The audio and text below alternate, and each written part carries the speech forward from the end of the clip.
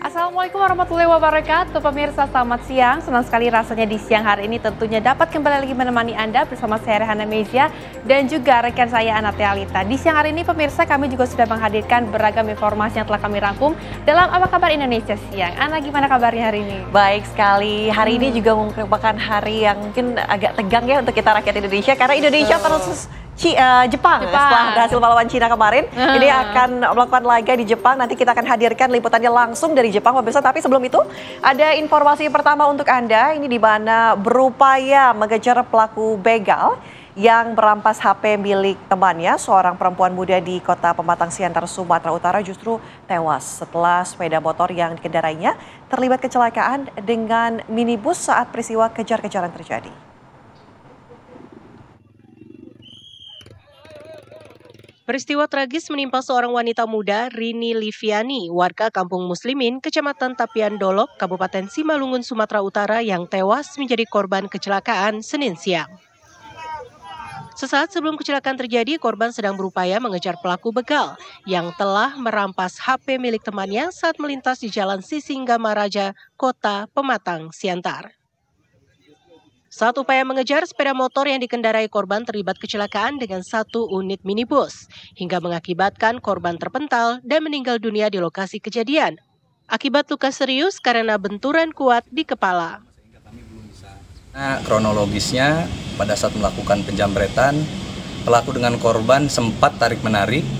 Kemudian pada saat tarik-menarik, jambret berhasil mengambil barang daripada korban sehingga dikejar oleh korban.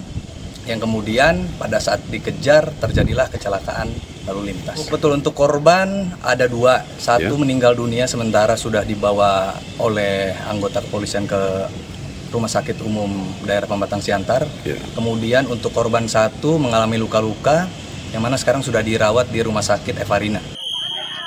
Kedua pelaku begal turut terlibat kecelakaan. Warga di sekitar lokasi kejadian pun mengamankan kedua pelaku.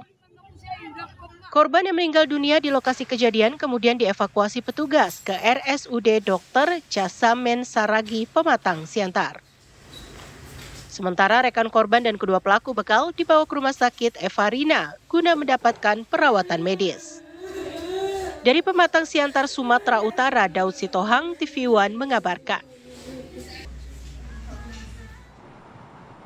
Pemirsa, kita hadirkan informasi lainnya untuk Anda. Seorang laki-laki paruh baya yang berasal dari Solo nekat untuk melakukan perusakan fasilitas yang ada di kantor Balai Kota Solo. Ya, belum diketahui apa sebenarnya motif pengerusakan tersebut, namun ada dugaan sementara pelaku ini mengalami gangguan jiwa.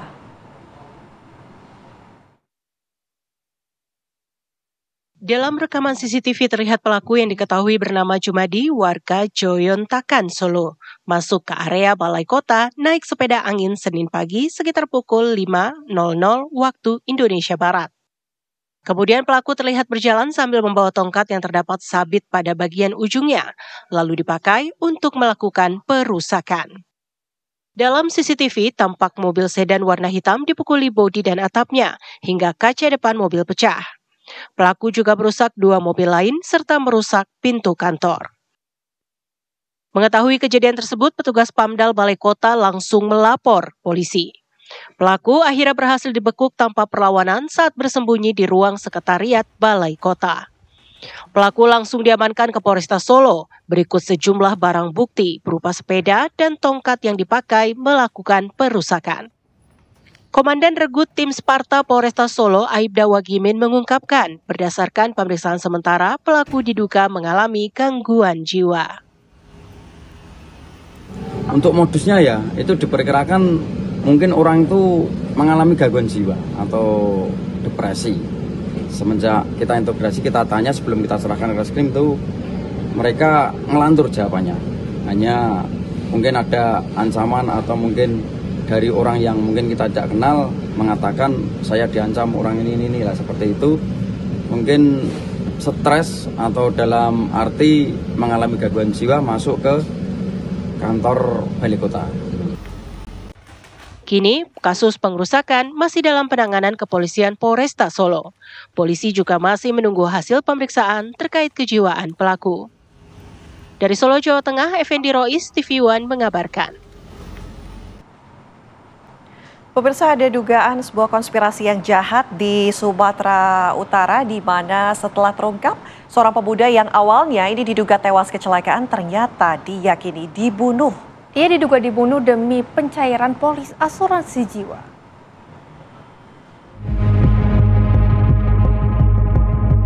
Ripin, pemuda 23 tahun ditemukan tewas dengan kondisi mengenaskan pada 27 April di Desa Emplasmen, Kecamatan Beringin, Deli Serdang, Sumatera Utara. Jenazah pemuda itu dievakuasi oleh petugas layanan mobil jenazah setelah Bibi Ripin, Juwita, melaporkan keponakannya itu meninggal akibat ditabrak sebuah mobil pickup. Saat melakukan olah TKP, anggota Satlantas Polresta Deli Serdang curiga Ripin bukan tewas akibat ditabrak. Selain itu ditemukan juga bekas luka akibat benda tajam di belakang kepalanya. Keluarga Ripin makin curiga setelah sang bibi meminta agar kasus kematian Ripin tak dilaporkan ke polisi. Juwita juga meminta keluarga untuk segera mengkremasi korban tanpa autopsi. Kematian adik saya itu tidak wajar, dikarenakan adanya kejanggalan yang mencurigai, seperti keadaan jasad adik saya ditemukan itu sudah dalam keadaan kaku dan bagian setelah dilihat bagian belakang kepalanya itu ada tusukan benda tajam atau pukulan benda keras pada TKP dan dinyatakan ini bukan kecelakaan lalu lintas. Jadi dari kami pihak keluarga menduga ini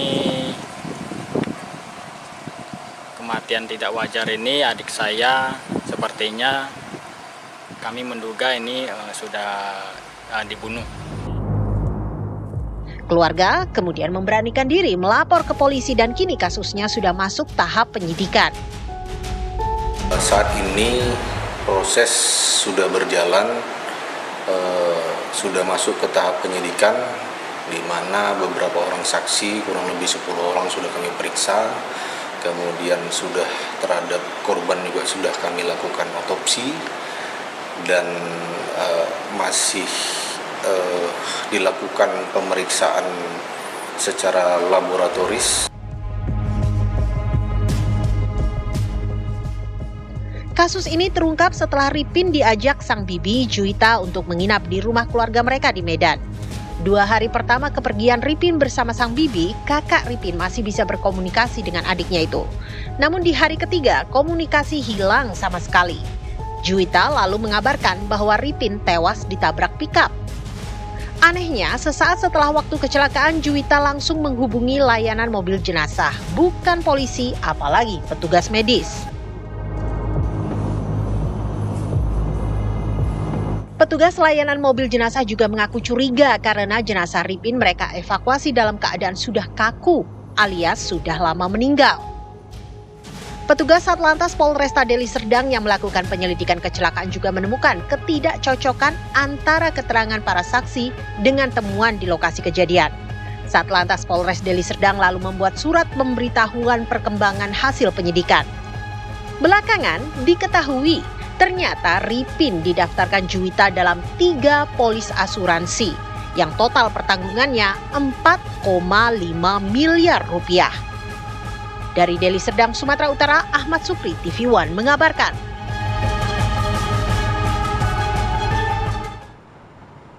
Pemirsa, diduga akibat salah paham seorang pria terlibat perkelahian dengan 5 orang lainnya. 1 orang tewas akibat luka tusuk senjata tajam, sementara 4 lainnya mengalami luka yang serius.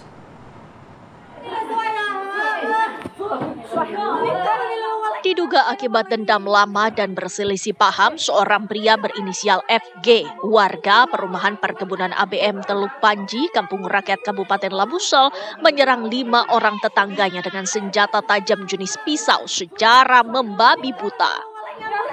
Peristiwa bermula ketika sekelompok orang termasuk korban yang berjumlah 5 orang sedang bernyanyi di pekarangan yang tak jauh dari rumah pelaku. Namun, tiba-tiba terjadi pertengkaran di antara mereka. Tak senang mendengar keributan itu, pelaku mencoba melerai cekcok yang terjadi. Namun korban yang tengah emosi tak terima dipisahkan hingga mendorong pelaku ke parit. Tersangka terjatuh ke paret. Pada saat di paret, tersangka dipukul oleh korban MD dan korban luka berat bersama dengan yang lain, dan kemudian ada beberapa orang yang melerai karena merasa terdesak di bawah, sehingga pelaku tersangka ini mengambil pisau dari pinggangnya lalu kemudian melayangkannya dengan membabi buta. Dugaan sementara baik pelaku, korban maupun rekan-rekan korban dalam pengaruh minuman beralkohol tuak. Akibat kejadian ini, 1 orang tewas, 2 korban luka serius, dan 2 lainnya mengalami luka ringan. Adapun juga barang bukti yang diamankan 1 bilah pisau tajam milik pelaku, baju warna oranye, dan 1 potong celana pendek warna putih milik korban. Pelaku FG dijebloskan ke sel tahanan Polsek Kampung Rakyat dan diterapkan pasal pembunuhan berencana atau penganiayaan mengakibatkan orang meninggal dunia dengan ancaman hukuman penjara 20 tahun atau seumur hidup. Dari Labuan Batu Selatan, Sumut, Edi Saputra, TV One mengabarkan.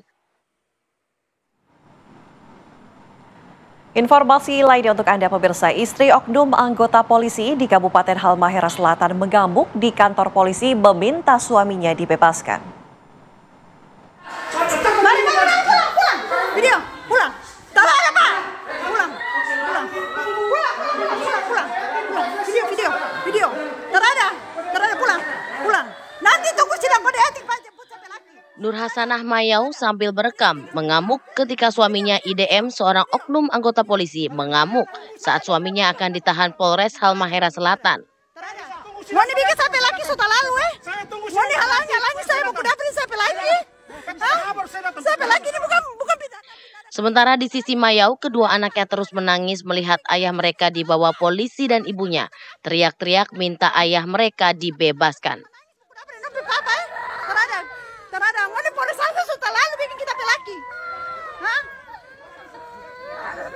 Mau bikin kita pelaki sampai sudah lalu. Wah, diam sih jangan tak dia. Sambil mengikuti suaminya, Mayau terus berteriak bahwa suaminya ditangkap karena kasus narkotika, tapi ditahan dengan alasan kasus pengadaan instalasi listrik.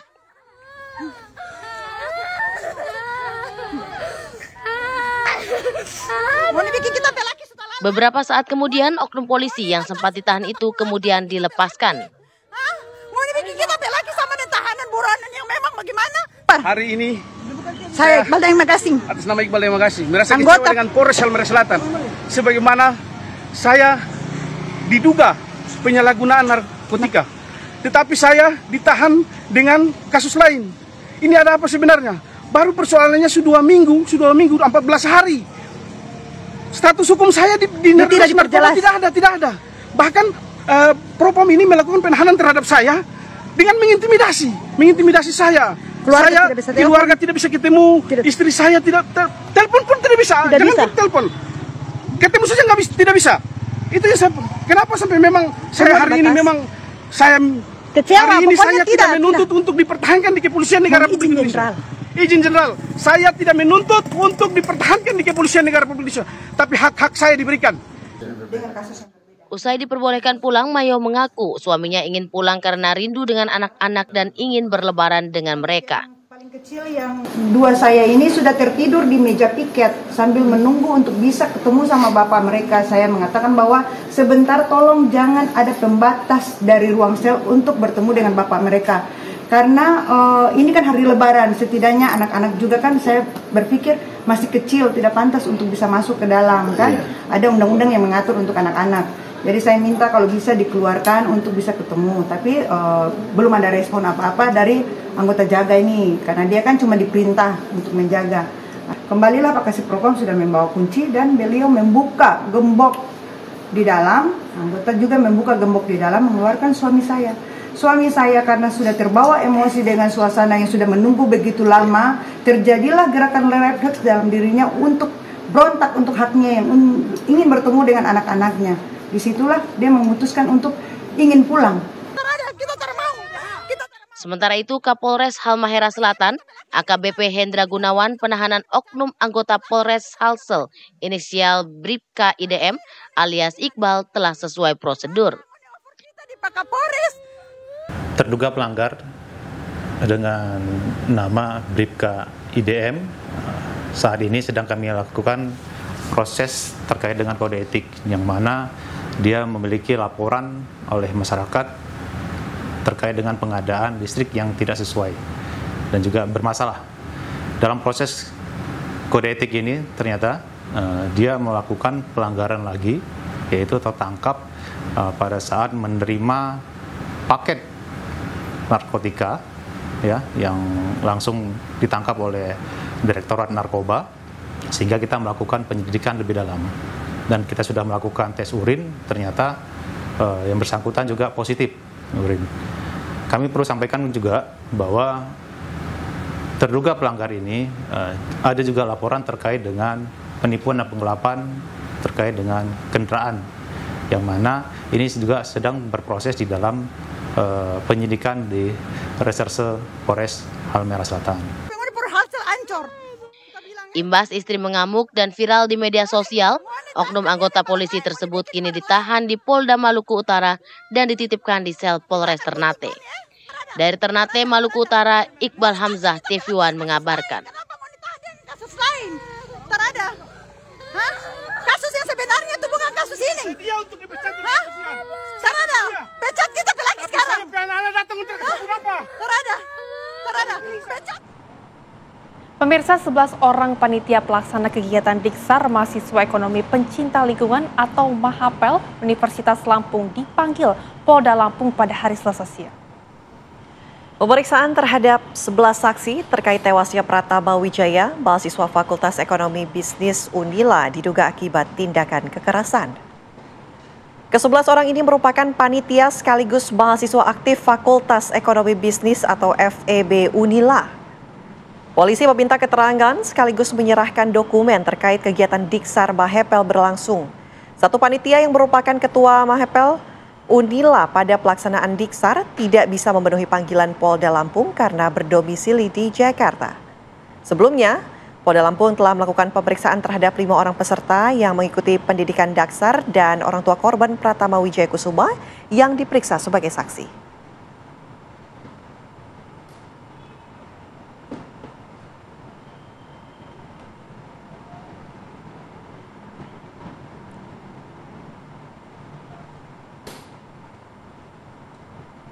Kita beralih ke informasi lainnya, pemirsa. 2 pria di Kota Medan ditangkap polisi karena memproduksi dan mengedarkan surat izin mengemudi palsu. Inilah pemirsa detik-detik saat polisi menangkap salah satu pelaku di pinggir jalan Mahoni, Kota Medan, Sumatera Utara pada Jumat 23 Mei lalu. Saat itu pelaku sedang menunggu korbannya untuk melakukan transaksi. Setelah diamankan, pelaku pun langsung dibawa ke tempatnya pembuatan SIM palsu. Petugas menemukan puluhan SIM yang telah berhasil dipalsukan oleh pelaku. Setelah dilakukan pengembangan, polisi pun menangkap 1 orang pelaku. Setiap kali beraksi, para pelaku membagi perannya masing-masing. Ada yang mencari pelanggan dan memproduksi SIM palsu. Dari hasil pemeriksaan, pemirsa, pelaku awalnya membeli SIM bekas harga Rp50.000, namun mengganti identitas dan foto pemesannya secara manual. SIM palsu ini telah diedarkan oleh kedua pelaku selama 1 tahun dengan harga Rp400 hingga Rp600.000.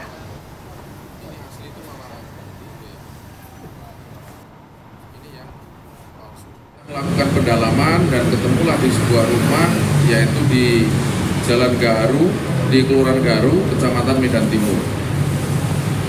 Ada produksi SIM palsu yang dilakukan oleh saudara IM dan saudara OIM. Dan pemirsa, untuk mengetahui lebih dalam mengenai kasus ini, di siang hari ini kita sudah bergabung dengan Ibtu Janitra Giri Satya yang merupakan Kepala Unit Reg-Iden Satlantas Polrestabes Medan. Selamat siang, Pak. Rehana dan juga pemirsa. Baik, maksud kami. Memang saat ini di Kota Medan akhir-akhir ini tengah marak aksi calo SIM palsu, di mana aksi sang calo ini pun ia berhasil mendapatkan upah mulai dari 400.000 tergantung dari golongan SIM yang hendak dibuat. Namun, aksi sang calo akhirnya berhasil dihentikan oleh tim kepolisian dari Satlantas Polrestabes Medan, di mana pada Jumat 23 Mei lalu, sang calo ditangkap oleh pihak kepolisian saat hendak bertransaksi. Dari pengungkapan kasus ini pun 2 orang berhasil diamankan, diantaranya yang bertindak sebagai calo dan juga yang bertindak sebagai yang mencetak SIM. Nah, kira-kira seperti apa sih fenomena calo SIM palsu ini dan juga bagaimana cara kita mengidentifikasi SIM asli dan juga SIM palsu? Saya akan berbincang langsung dengan Kanit Regian Satlantas Polrestabes Medan. Sudah ada Bapak Ibtu Janitra Giri Satya. Selamat siang, Ibtu Janitra. Selamat siang, Mas. Ya, mungkin Pak bisa dijelaskan sebelumnya seperti apa sih fenomena SIM palsu di Kota Medan ini? Jadi untuk fenomena SIM palsu yang ada di Kota Medan, khususnya wilayah hukum Polrestabes Medan, kemarin berhasil kita ungkap bersama dengan Satreskrim Polrestabes Medan. Terkait dengan hal ini, pelaku kita amankan sebanyak 2 orang dengan inisial OIM dan satu lagi dengan inisial atas nama IML. Baik, nah kira-kira bagaimana sih Pak cara kita agar terhindar dari pembuatan SIM palsu? Baik, jadi kami di sini juga menyampaikan kepada masyarakat untuk terhindar dari maraknya pembuatan SIM palsu. Masyarakat harus mendatangi langsung Satuan Pelayanan Administrasi SIM, yaitu Satpas, di Polres ataupun di wilayahnya. Dengan begitu dapat mendatangi langsung dan mencetakkan langsung SIM-nya, tidak melalui calo ataupun tidak melalui perantara yang kiranya dapat merugikan pemohon SIM itu sendiri. Baik, dari aksi ini apakah sudah beroperasi sejak lama di Kota Medan? Berdasarkan pemeriksaan kemarin oleh Satreskrim, aksi dari pelaku ini dilaksanakan selama satu tahun, dan kita telusuri juga bahwa dia tidak memiliki sindikat, dia bekerja sendiri karena dia memiliki keahlian dalam mengedit dan mencetak suatu dokumen. Ini dapat dipastikan tidak ada jaringan di Indonesia ataupun memang dia bertindak secara pribadi begitu ya Pak ya?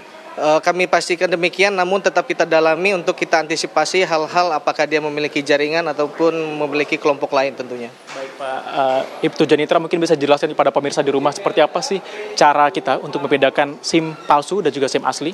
Baik, jadi dapat kami sampaikan di sini, kami memiliki contoh ada SIM palsu dan juga SIM asli. Secara kasat mata kita bisa mengetahui bahwa SIM palsu itu memiliki tekstur yang kurang rapi. Baik percetakan dari huruf, kemudian bentuk simbol atau gambar, dan juga tampilan.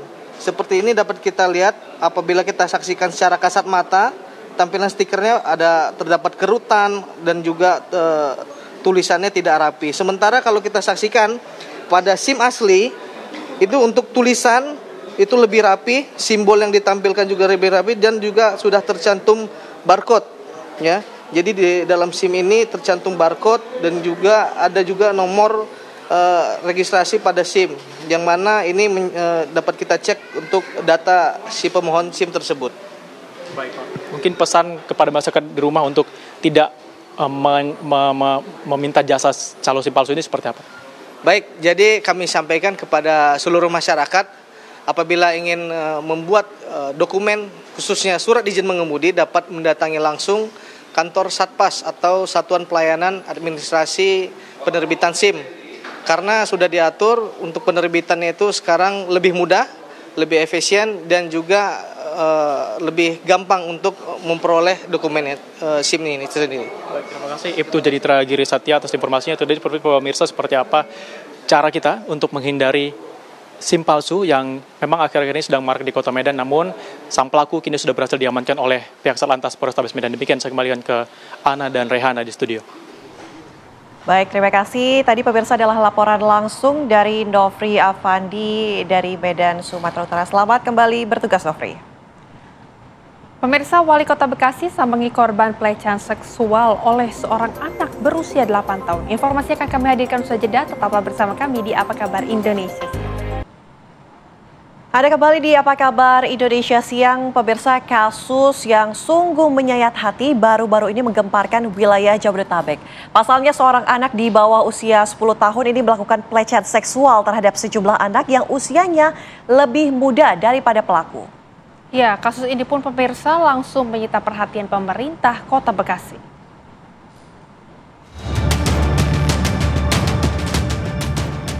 Tak henti-henti sejumlah orang tua mengelus dada pada kasus yang terjadi di wilayah Pejuang Medan Satria, Kota Bekasi. Bermula dari seorang kreator konten yang mengunggah kisah di media sosialnya tentang anak balitanya yang jadi korban pelecehan seksual, sejumlah orang tua di lingkungan perumahan itu langsung angkat bicara. Mereka mengaku anak-anak mereka juga menjadi korban pelecehan seksual oleh seorang anak usia 8 tahun di lingkungan tersebut. Diduga lebih dari 4 anak kecil di sana jadi korban pelecehan seksual si anak. Salah satu orang tua menceritakan kejadian yang meremukkan hatinya. Setelah buah hatinya yang baru berusia 7 tahun menjadi korban pelecehan seksual oleh pelaku. Kabar bak petir di siang bolong itu disampaikan kakak korban setelah mendapatkan cerita dari teman-teman bermain korban. Orang tua berinisiatif melakukan visum terhadap korban yang kini mengalami trauma berat. Mereka kemudian melaporkannya ke Polres Metro Bekasi. Namun sayang, laporan mereka malah ditolak. Saya langsung bergegas ke rumah pelakunya, tapi saya minta tolong ke RT setempat agar tidak ada terjadi perselisihan seperti yang kita takutkan. Jadi biar ada penengahnya di situ. Dan dari situ, dari orang tua sienya, dari pihak orang tua bapaknya, ada rasa percaya dan tidak percaya. Tapi dari pihak ibunya, dia sudah mengetahui dari setelah kejadian itu. Apa yang dialami anak ibu, Bu, pasca kejadian, Bu? Dia mengalami trauma, rasa takut, dan sakit.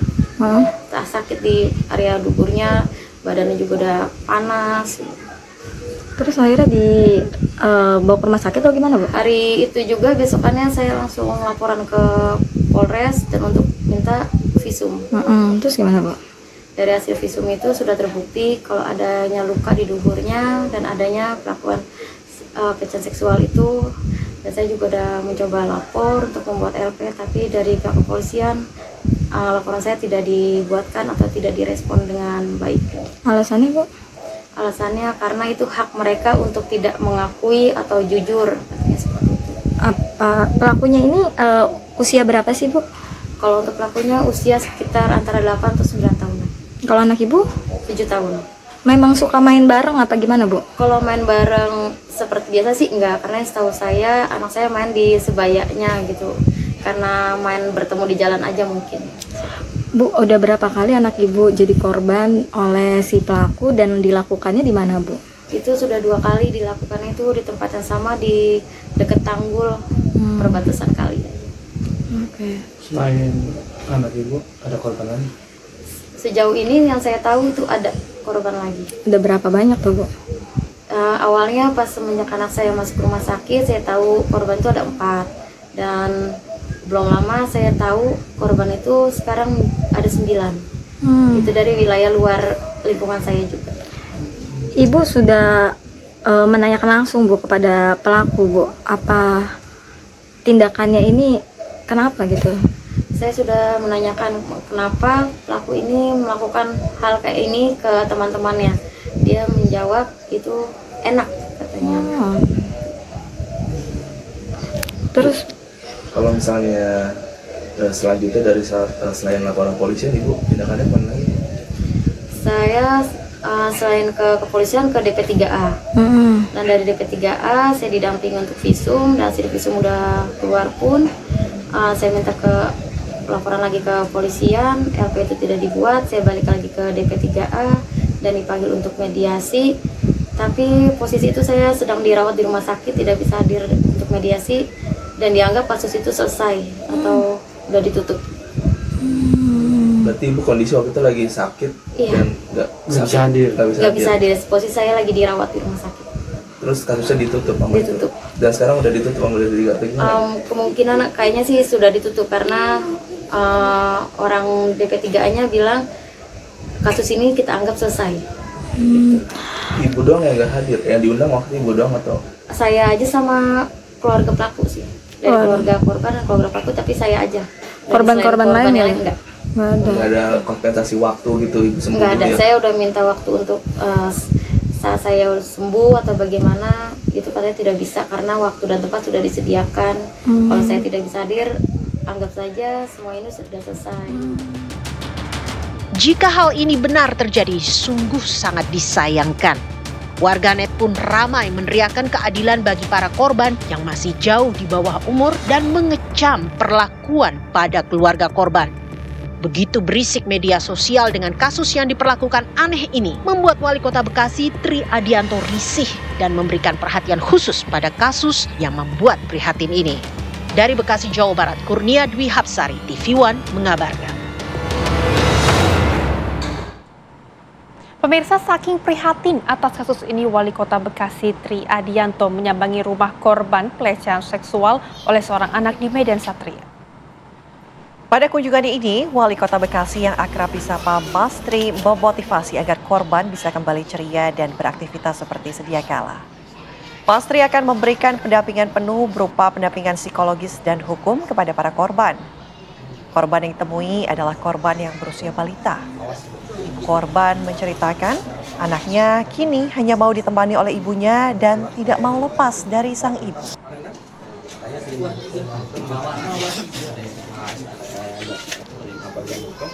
Menunjuk LBH ini yang memang biasa mendampingi persoalan yang ada di dalamnya. Kita nggak tahu ternyata harus ada SKTM. Karena kalau kita masukin barang sih kan nggak mungkin ini. Sementara itu, orang tua korban yang lain sempat menceritakan kasus yang menimpa putranya yang masih berusia lanjut. Berikut pemirsa berita selengkapnya.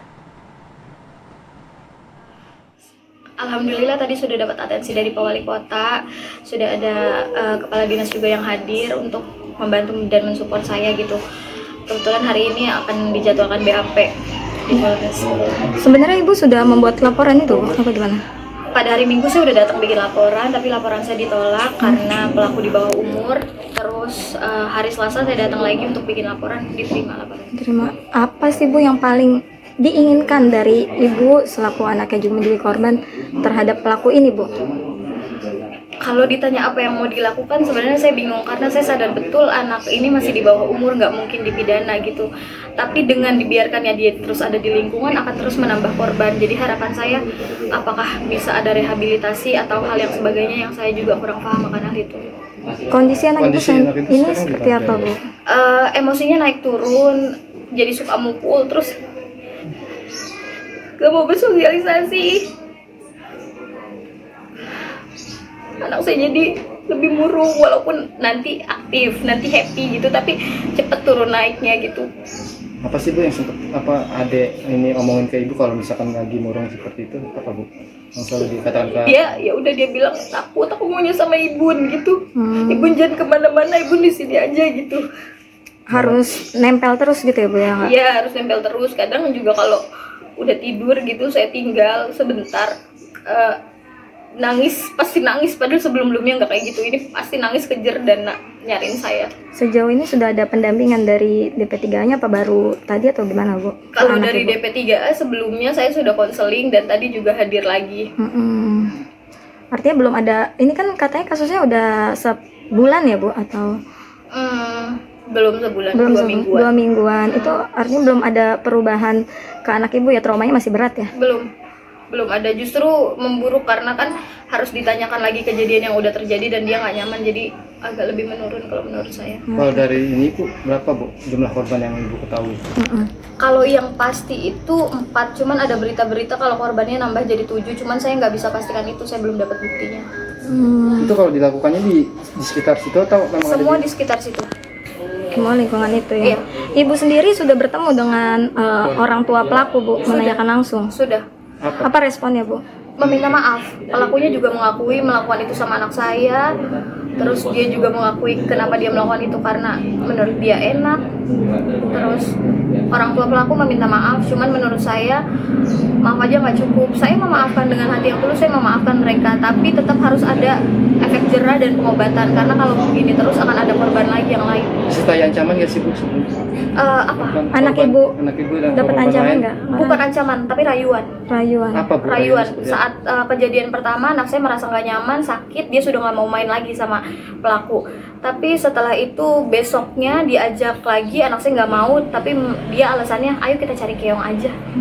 Diajak main. Diajak main. Di belakang pos itu tanggul? Di belakang pos. Sama berat tempatnya.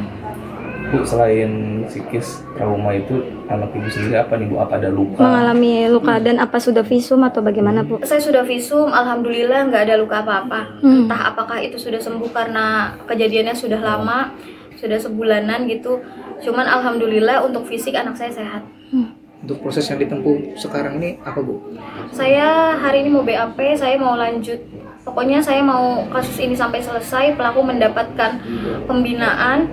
Terus harapan saya ke depannya bisa ada peninjauan ulang sama Undang-Undang Perlindungan Anak ini, karena harus dilihat juga anak-anak yang mau dilindungi itu siapa. Agar nggak keulang ya Bu. Pemirsa, anak kecil melecehkan anak-anak secara seksual. Ini miris sekali. Kami ajak Anda bergabung langsung bersama dengan Wali Kota Bekasi. Sudah ada Tri Adianto. Selamat siang Pak Tri.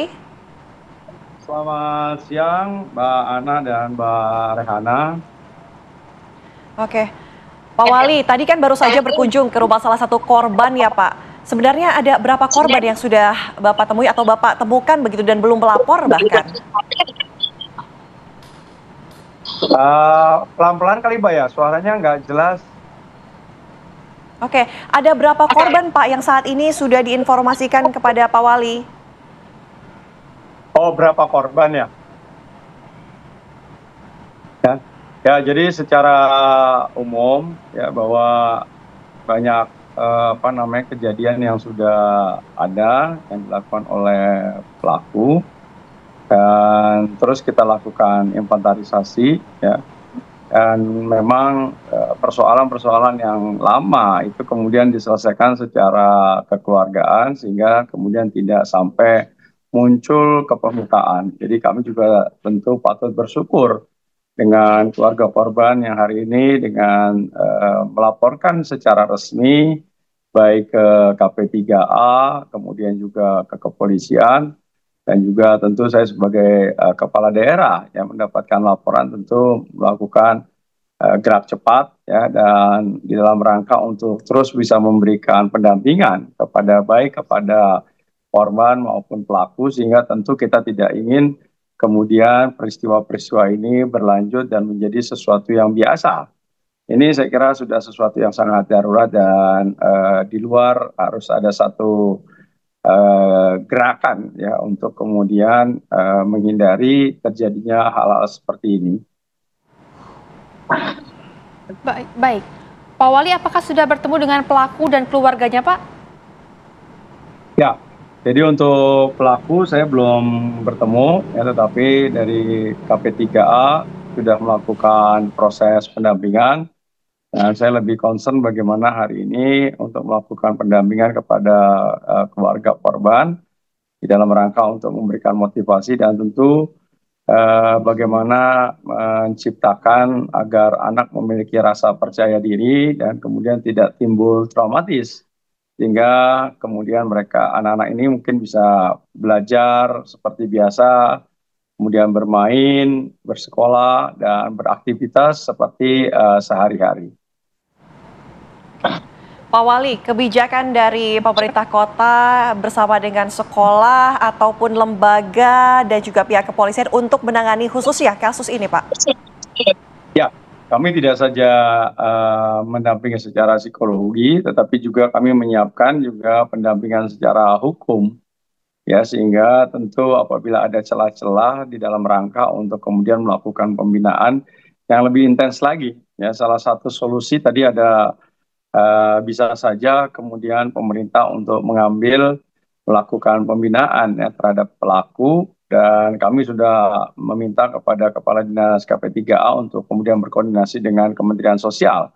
Karena kebetulan juga di Kota Bekasi kan ada satu tempat ya yang dimiliki oleh Kementerian Sosial dalam rangka untuk melakukan pembinaan. Tetapi memang kali ini kali ini kami menghadapi situasional terkait dengan pembinaan yang kemudian menyalahi terkait dengan sikap terkait dengan seksualitas yang ada. Oleh karena itu tentu kami tidak bisa melaksanakan ini dengan sendiri. Ya, saya minta terus berkoordinasi dengan Kementerian Sosial agar ada upaya-upaya yang lebih signifikan dan strategis, dan tentu harapannya adalah bagaimana menyadarkan kepada pelaku untuk kemudian tidak melakukan perbuatan yang sama. Baik, Pak Wali, informasinya apakah benar jika pelaku ini pernah menjadi korban pelecehan seksual, Pak? Dari informasi yang Anda dapatkan seperti apa? Ya, sementara ini informasi secara utuh belum saya dapatkan. Ya, mudah-mudahan sore ini ya saya akan minta laporan secara utuh ya, karena tim tentu hari ini masih memerlukan waktu ya, karena kejadian kan baru 3 hari yang lalu ya. Terus kami lakukan pemantauan dan hari ini saya turun langsung untuk melihat kondisi yang ada.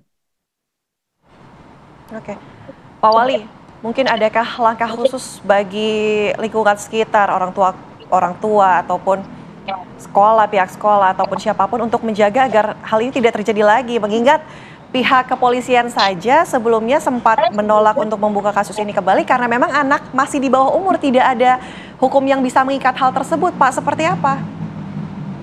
Ya, makanya kan tadi ada celah yang saya kira masih bisa kita lakukan, ya, walaupun mungkin dari sisi represif, dari hukum tidak bisa kita lakukan. Tetapi ada upaya terkait dengan bagaimana pembinaan itu diambil oleh negara. Ya, pembinaan itu bisa diambil oleh orang yang kemudian kita anggap mampu untuk melakukan pembinaan pendidikan terhadap anak yang melakukan hal-hal yang tidak baik ya. Jadi oleh karena itu tentu perlu disikapi dengan kehati-hatian, karena bagaimanapun juga kita menjaga betul ya masa depan anak-anak ini, baik korban maupun pelaku. Bagaimanapun juga mereka adalah anak bangsa dan tentu harus mendapatkan perlindungan yang sama ya. Tetapi tentu kami bergerak untuk secara berkeadilan. Ya, jadi komunikasi dengan saya kira lembaga yang lebih tinggi, kementerian, kemudian lembaga-lembaga sosial yang lainnya, dan penggiat-penggiat, saya kira ini menjadi peranan yang penting dan upaya-upaya agar bisa betul-betul kita yakini ya, bahwa apa yang kita putuskan dan kita ambil ini adalah di dalam rangka untuk keberlangsungan masa depan anak-anak kita. Baik, Pak Wali, terima kasih atas waktunya sudah berbincang bersama dengan kami dan semoga kasus ini juga tidak terjadi lagi di daerah lain. Terima kasih Pak Wali, selamat kembali beraktivitas.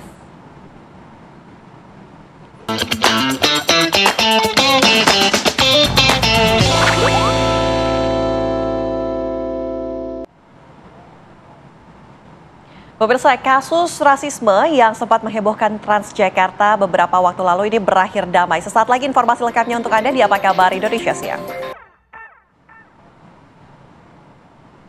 Masih bersama kami pemirsa, tentunya di segmen ini kami akan kembali lagi menghadirkan berita viral untuk Anda. Yang pertama pemirsa, ada aksi rasisme disertai penganiayaan terjadi di dalam bus Transjakarta di kawasan Tanjung Duren, Grogol, Jakarta Barat. Ya, berbekal video tersebut, akhirnya polisi berhasil menangkap pelaku di wilayah Tanah Abang, Jakarta Pusat.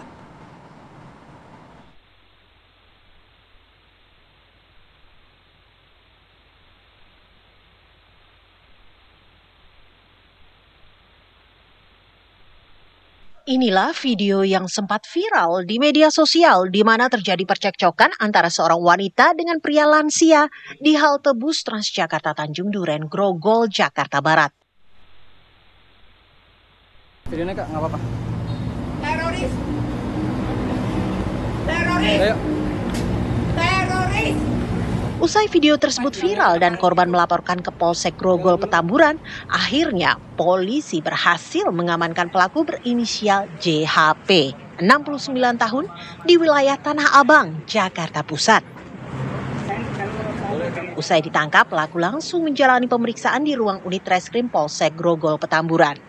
Kanit Reskrim Polsek Grogol Petamburan, AKP Aprino Tamara menjelaskan, pelaku sempat menuduh korban sebagai teroris disertai penganiayaan ringan.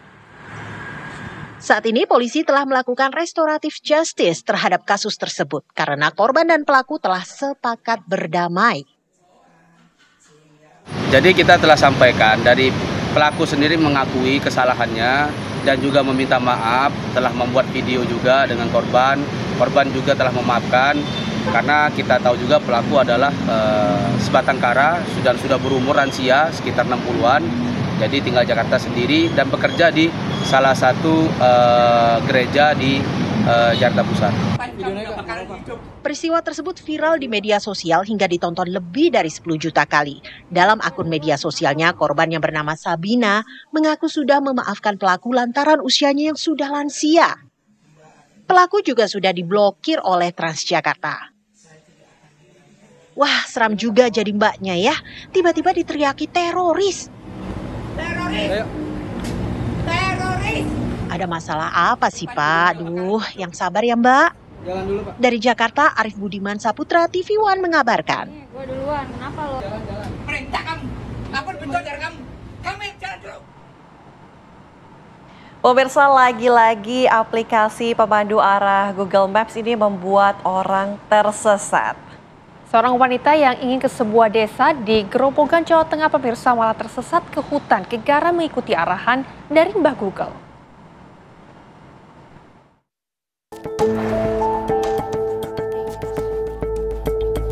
Namanya Suciatul. Ia mengendarai sepeda motor sendirian dari kota Semarang menuju Desa Padas, Kecamatan Kedungjati, Kabupaten Grobogan, Jawa Tengah untuk menghadiri sebuah acara. Suciatul yang belum pernah mengunjungi Desa Padas mempercayakan hidupnya pada Google Maps untuk mengarahkan jalan. Namun aplikasi yang dipercayainya tidak mengarahkannya pada jalan yang benar, tapi menyesatkan Suciatul ke jalan setapak di hutan wilayah Desa Panimbo, Kecamatan Kedungjati, Kabupaten Grobogan. Suciatul yang sadar telah tersesat akhirnya menyerah pada Google dan meminta pertolongan pada rekannya di Semarang. Dengan sigap, rekan Suciatul menelepon petugas BPBD dan meminta mereka untuk melakukan pencarian terhadap Suciatul. Mas, lokasi ini rak ngerti iki wis, mbuh. Masya Allah, iso tekan kene iki lho. Semampir ning kene iki jalan terakhir iki aku rak wani wisan. Ini jalannya. Nah, terus itu sebelah kono wis mbuh. Jurang apa iki rak wani aku, Mas. Suwun ya, Mas. Setelah melakukan pencarian dan menyisir kawasan hutan selama 2,5 jam, akhirnya petugas BPBD menemukan Suciatul dengan kondisi pasrah lantaran kehabisan bensin. Tadi itu ada di Semarang, itu sekitar jam 7. Karena saya nggak daerah sini Kedungdal itu yang saya tuju kan Kedungdal, Padas, Kecamatan Kedungjati. Saya nggak pernah ke sana. Saya akhirnya pakai Google Map. Cuma ini aja agak bertanya-tanya kok jadinya ini kok ke hutan saya gitu. Didampingi oleh petugas BPBD, Suciatul akhirnya ke tujuan semula di Desa Padas, Kecamatan Kedungjati, Kabupaten Grobogan. Aduh, kasihan Mbak Suciatul. Untung saja tidak bertemu binatang buas di hutan.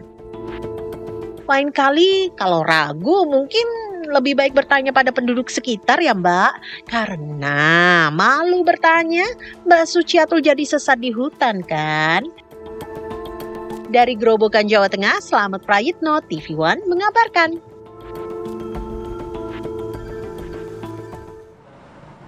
Pemirsa, bocah laki-laki berusia 10 tahun menjadi korban begal tak jauh dari rumahnya. Ya, mirisnya bocah yang berusaha mempertahankan motor bapaknya itu sempat terseret sejauh 15 meter dan mengalami luka-luka di sekujur tubuhnya.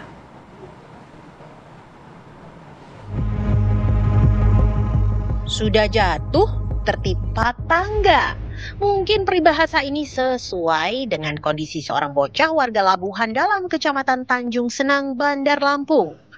Nasib malang dialami ADS, bocah laki-laki berusia 10 tahun yang menjadi korban aksi pembegalan sepeda motor di depan rumahnya sendiri. Menurut sang ayah, Peristiwa nahas itu terjadi saat korban hendak ke rumah kerabatnya yang hanya berjarak 100 meter dari rumahnya.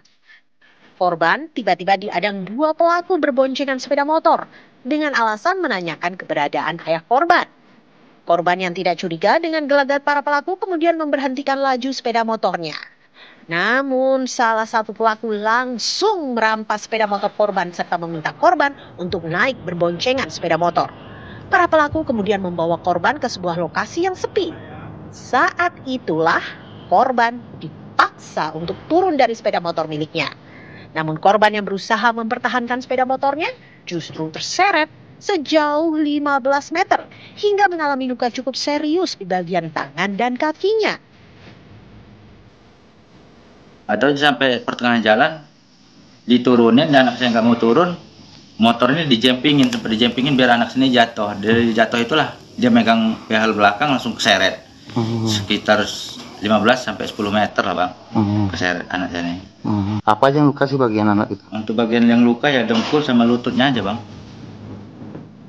Kini orang tua korban telah melaporkan kejadian tersebut ke pihak yang berwajib dengan memberikan file rekaman kamera pengawas CCTV yang berada di sekitar lokasi kejadian. Semoga para begal berikut sepeda motor korban lekas ditemukan ya. Untuk adik yang masih di bawah umur, sebaiknya jangan mengendarai sepeda motor sendiri ya. Peristiwa ini juga sekaligus peringatan untuk para orang tua agar tidak membiarkan anaknya yang masih di bawah umur untuk mengendarai sepeda motor ya. Dari Bandar Lampung, Pujian Syah, TV One mengabarkan.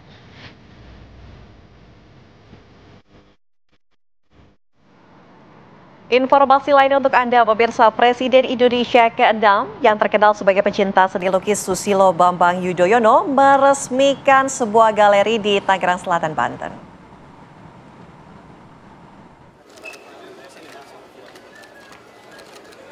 Di sela kesibukannya, Presiden ke-6 Susilo Bambang Yudhoyono menyempatkan diri untuk meresmikan sebuah galeri seni di Tangerang Selatan, Banten. Terdapat 26 lukisan karya Mas Dibyo bertema bongkahan emas di Stasa yang dipamerkan di Stasa Galeri dengan penataan interior yang apik dan berkelas. Tema pameran tersebut sebagai tanda 51 kali Mas Dibyo memamerkan karya lukisannya. Di dalam sambutannya, SBY menjelaskan bahwa dirinya bukan menguasai seni, tetapi lebih kepada mencintai seni.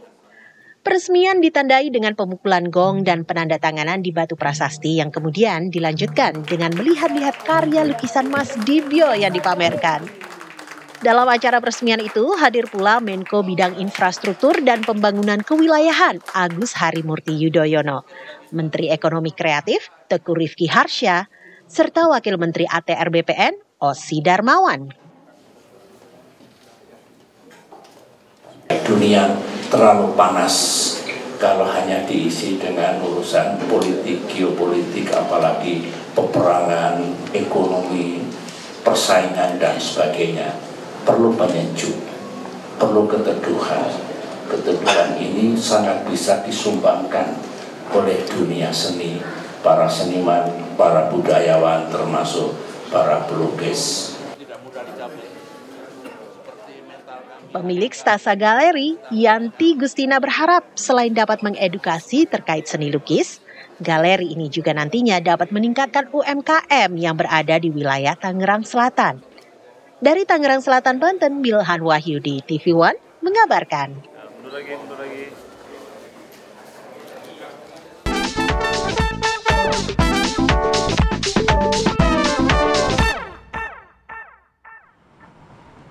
Pemirsa, warga Indonesia di Jepang siap untuk mendukung mental timnas Indonesia lawan Jepang sore nanti. Informasinya akan kami hadirkan usai jeda, tetaplah bersama kami di Apa Kabar Indonesia Siang.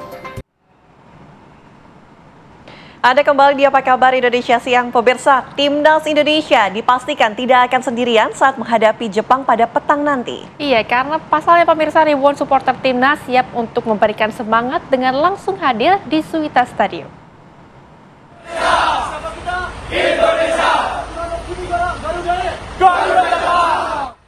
Lebih dari 3.000 supporter Indonesia akan hadir di Suita City Football Stadium Osaka pada laga Timnas melawan Jepang dalam match day terakhir Grup C putaran ketiga kualifikasi Piala Dunia 2026 zona Asia Selasa 10 Juni 2025. Ribuan supporter yang tergabung dalam Garuda Jepang, Ultras dan La Grande akan berkumpul pada pukul 1 siang sambil menyiapkan semacam atribut dan bendera.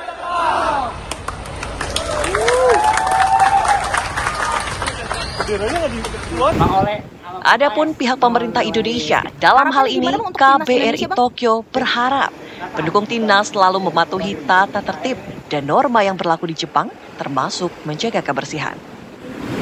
Untuk selalu mematuhi aturan main, norma, tata tertib dan juga keamanan serta kebersihan yang berlaku di Jepang. Di saat yang sama juga kami bersama-sama berkolaborasi untuk mewujudkan hal tersebut. KBRI juga memberikan berbagai dukungan untuk kesuksesan dukungan yang diberikan oleh Garuda Jepang maupun Ultras, La Grande dan juga berbagai kelompok pendukung timnas lainnya. Dukungan besar ini menjadi suntikan moral penting bagi skuad Garuda yang tengah berjuang mengukir sejarah. Di tengah tekanan laga tandang, kehadiran para pendukung diyakini bisa membakar semangat para pemain timnas. Dari Osaka, Jepang, Widya Misela, TV One, mengabarkan.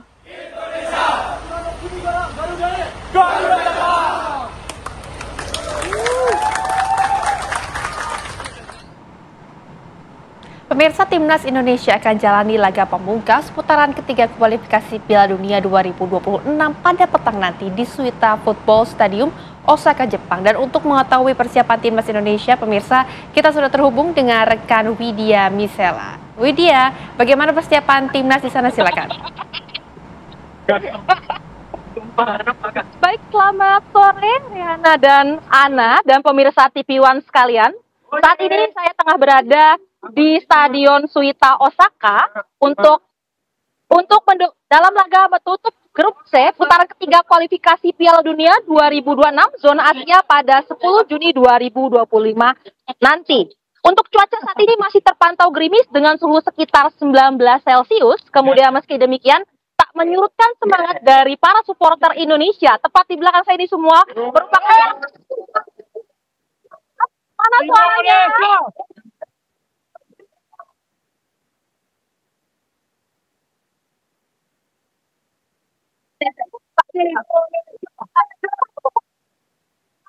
Yang berasal dari Indonesia, dari Jepang saja, tetapi juga ada dari Indonesia.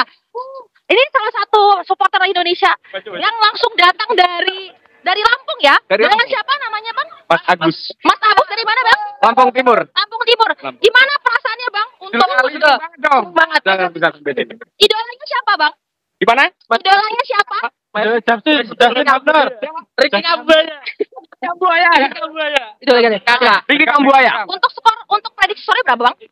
1-0 aja. Harapannya untuk Indonesia nanti yang berlaga pada malam hari ini gimana, Bang? Semoga jaya, semoga menang. Saya datang dari Lampung ke sini tidak sia-sia ya. Tidak sia-sia. Oke, semoga baik. Menyenangkan. Baik. Demikian dari studio dari Stadion Osaka. Ana kembali ke studio. Oke, Widya, seru sekali tampaknya meski beberapa jam lagi tapi tetap persiapan ya. Selain itu juga pemirsa kami ajak Anda bergabung bersama dengan supporter Timnas Indonesia yang berada di Jepang, ada Afif Umar. Selamat siang Mas Afif. Yes. Oke, selamat siang semua pemirsa televisi TV One dimanapun berada. Selamat siang. Sekarang kami sekarang ada sekitar 20 menitan menuju stadion, baru keluar dari monorail, dan 4 jam sebelum pertandingan ternyata ribuan fans Garuda sudah hadir, termasuk dari La Grande Indonesia, dari Timur Tengah, dari Ultras Garuda, serta semua komunitas Indonesia yang ada di Jepang. Demikian yang ingin saya laporkan. Sementara di sisi kita bisa lihat di sisi yang lain itu sudah ada Chen, dan ini adalah rombongan kami dari La Grande. Ya, kita udah.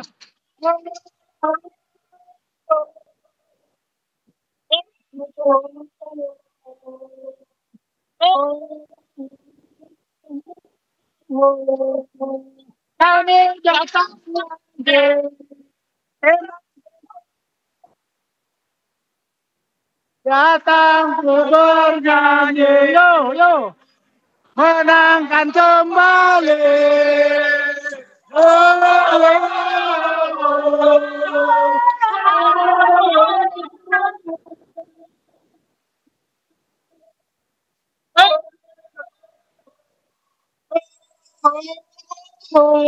Nah ini sekitar hampir 500 orang sudah akan memasuki stadion. Demikian yang bisa saya laporkan. 2026 Amerika. Sampai jumpa di Amerika. Baik, terima kasih Mas Afif, keseruan nih ya, supporternya mendukung sekali, membakar semangat. Jadi pengen ke Jepang juga loh.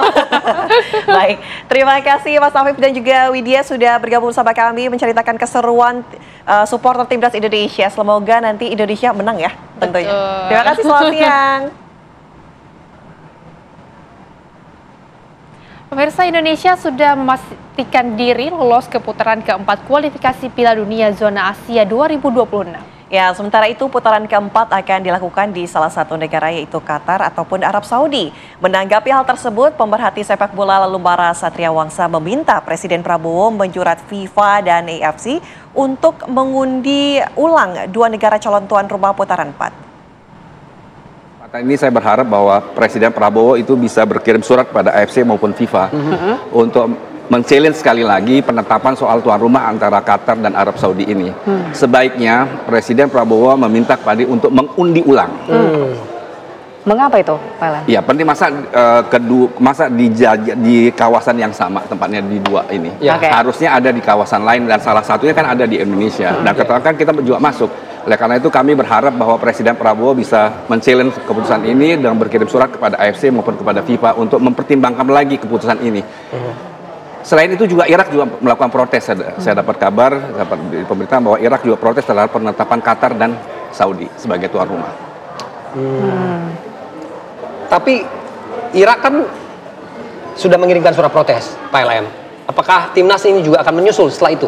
Karena itu kita berharap dari forum ini, kita berharap bahwa PSSI, Ketua Umum Pak Erick Thohir sebaiknya menghadap kepada Bapak Presiden Prabowo dan meminta bahwa Presiden Prabowo untuk berkirim surat kepada AFC ataupun surat itu dibawa langsung oleh Pak Erick ke AFC maupun ke tembusan ke FIFA untuk men-challenge keputusan itu. Gitu. Oke. Emang ada kekhawatiran nggak sih Pak LM kalau kemudian di mana-mana main sebagai tuan rumah itu pasti ada keuntungan itu sendiri. Apalagi sekarang kan ada dua grup, dua-duanya kok di Jazirah Timur Tengah di daerah Arab. Sebaiknya ada perimbangan kawasan. Oke, tadi saya sempat berbincang dengan Coach Banur ya. Pak LM. Beliau mengatakan bahwa memang dari segi kepercayaan diri dan taktik yang akan digunakan oleh Kluivert ini kita cukup percaya diri lah. Dan skill juga itu. Tapi juga ada faktor-faktor lain nih yang salah satunya disebutkan soal iklim juga akan berpengaruh. Apakah itu termasuk juga dalam bagian ini? Pasti iklim kan lebih panas di situ. Pasti bertampak pengaruh pada pemain-pemain kita yang lahir dan besar di Eropa. Itu pasti pengaruh. Di Jakarta saja mereka kesusahan kehabisan stamina begitu ya. Di sisi lain bahwa faktor tuan rumah itu kan penting karena ada faktor penonton. Ada dorongan moral dari penonton yang membuat pemain juga semakin percaya diri. Gitu. Tapi meskipun demikian, kita lihat bahwa timnas kita pun pada saat main di Arab Saudi maupun di Bahrain kan juga bisa mengimbangi. Kita tidak perlu khawatir juga dengan kualitas permainan kita. Tapi alangkah baiknya bila kita tuan rumah. Dan mumpung ada kesempatan, masih ada waktu, ya kita berharap pada Presiden Prabowo untuk berkirim surat. Kita dorong itu ya. Kita dorong itu. Ya, supaya masih seputar pertandingan antara Timnas Indonesia versus Jepang, kita akan mengukur seberapa kuat masing-masing tim. Namun kami harus jeda terlebih dahulu pemirsa, usai jeda kami kembali. Masih bersama Ana Raihana, pemirsa, sebelum menggelar latihan di Stadion Osaka 70, Timnas Indonesia sempat berlatih fisik di hotel tempat menginap. Tak hanya itu, para pemain Timnas juga menyempatkan diri untuk bersantai sejenak mengunjungi tempat wisata di Osaka, Jepang. Timnas Indonesia berlatih fisik Minggu pagi di hotel tempat menginap untuk memulihkan kebugaran. Para pemain timnas terlihat berlatih di tempat gym dan kolam renang. Di hari yang sama, pemain timnas Indonesia juga menyempatkan diri bersantai sejenak dengan jalan-jalan di Osaka. Salah satunya mengunjungi kuil Osaka. Sebelumnya, timnas Indonesia tiba di Jepang pada Sabtu malam. Timnas Indonesia disambut meriah oleh supporter yang tergabung dalam Garuda Japan. Pelatih Kluivert terkejut dengan sambutan dari supporter timnas Indonesia yang ada di Jepang. The support of our fans is already proven that we're very happy about this. We have a really big connection with our fans. Doesn't matter wherever in the world. Pelatih Patrick Kluivert juga menjadi buruan fans sepak bola di Jepang untuk meminta tanda tangan dan foto bersama. Nama besar Patrick Kluivert saat masih aktif bermain menjadikan dirinya populer di Jepang.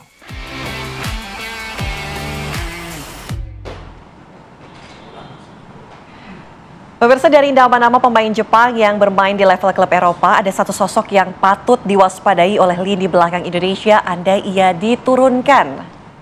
Iya, benar sekali, karena mengingat dulunya disebut sebagai Lionel Messi Indonesia, pemirsa. Nah, siapa dia? Inilah informasi untuk Anda. Tadi maksudnya Rehana, Lionel Messi-nya Asia ya. Ini patut sekali untuk diwaspadai ya. Karena gara-gara deg-degan jadi kayak ke bawah itu pikirannya Indonesia dulu. Tapi nih, ngomong-ngomong tentang hal tersebut, pemirsa, Jepang bukanlah lawan yang enteng di skuad Garuda. Lalu seperti apa kekuatan yang akan dikerahkan oleh timnas? Kita akan lihat informasinya setelah jeda. Pemirsa, tetap bersama kami di Apa Kabar Indonesia. Pemirsa, informasi tadi sekaligus mengakhiri jumpa kita di Apa Kabar Indonesia siang hari ini. Saya Ana Telita. Dan juga saya Rehana Meza, mewakili segenap kru yang bertugas. Pemirsa, kami izin pamit undur diri. Terima kasih dan sampai jumpa.